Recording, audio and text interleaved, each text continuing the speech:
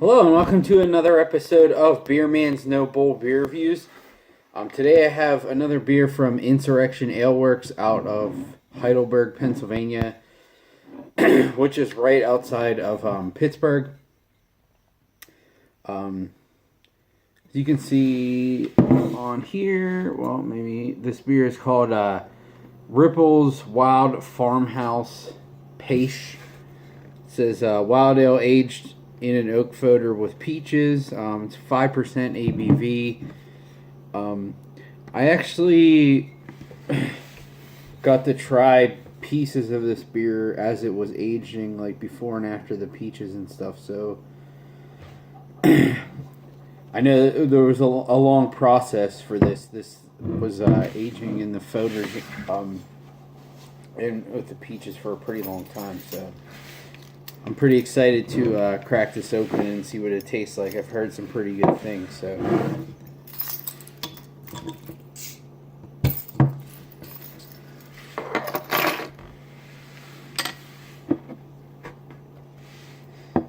they've had some issues, at least in my opinion, recently. Of their wild ales that they've bottled have all been really good, but they've been, like, in my opinion, undercarbonated. But it looks like there's some carbonation building in this, which is good.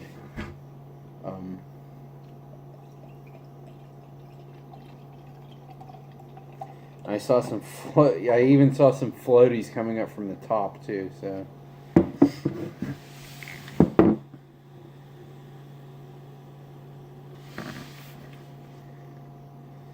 as you can see, it pours a slightly cloudy, I would say, dark golden color. It had a white head, but it's actually pretty carbonated. And I guess it dissipated pretty quickly. Yeah, I guess that's all I can say about the appearance. There's nothing particular about it.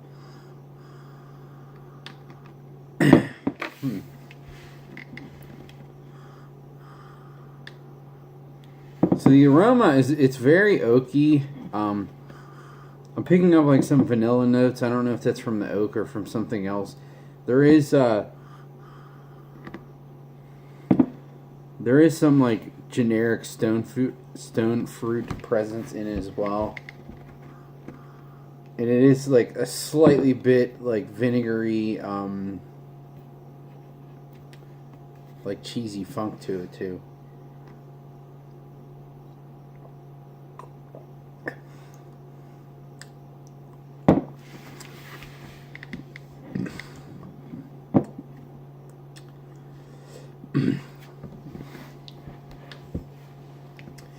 It's interesting because that like cheesy funk is really coming through in the taste too.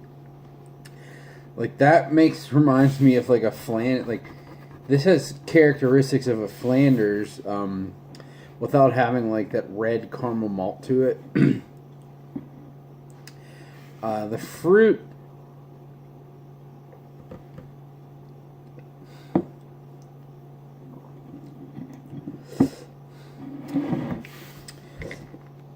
The fruit is there, but I would say it's kind of generic. I wouldn't necessarily say that it's peach.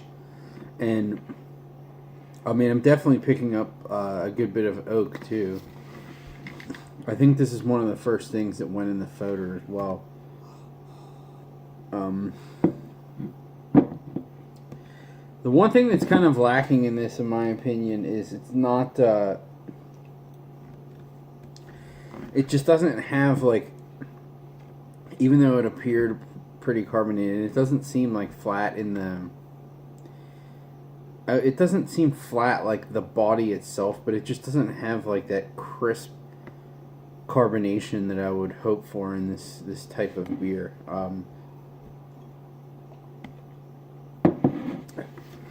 It's more carbonated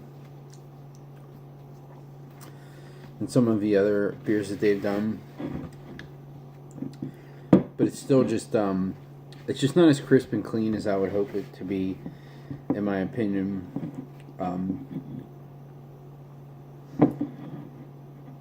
And I think I mean, the kind of the stuff that he's doing. It kind of reminds me of like Fauna 4 in a sense that like I like the sour stuff, but the stuff that's more just like simple, like Brett, like wild, funky stuff is what I prefer more than like the actual sour stuff.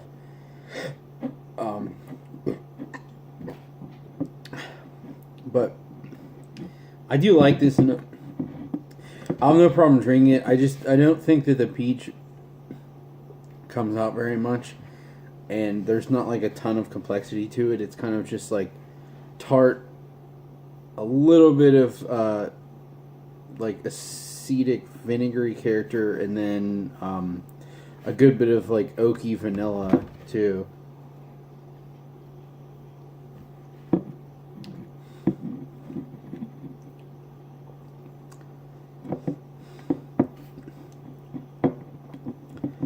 And my buddy who got me this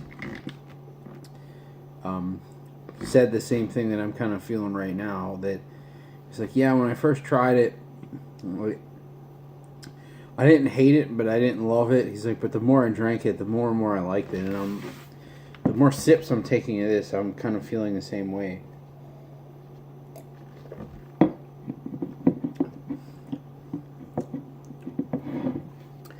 Like, I think that a little bit of that, like, vinegar character is kind of subsiding with each sip, and the vanilla, like, oaky character with the peach is becoming more pronounced, and it's kind of working well together. This is definitely different, though. It's not like a standard peach sour that's like loaded with peach, but I still think it's good. And you know, a lot of the other things, I like to bring price into the equation too. I think a lot of you know that. So, and that's why I like their stuff so much, because even if it's not like the best stuff in the world, it's still good, and it's very reasonably priced. This was only $7.50 for a 500 milliliter. So, I mean, think about that, going to get like a peach sour at a bar for, $7 a pint for more than a pint is pretty cheap. So, if this was like way more expensive than that, I would probably just call it a drink and not a buy.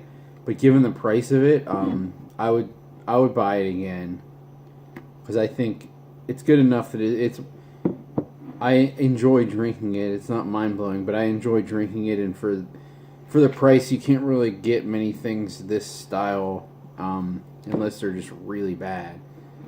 You can't really get quality things of this style in that size bottle for that price, so I'm definitely going to say this is a buy for me.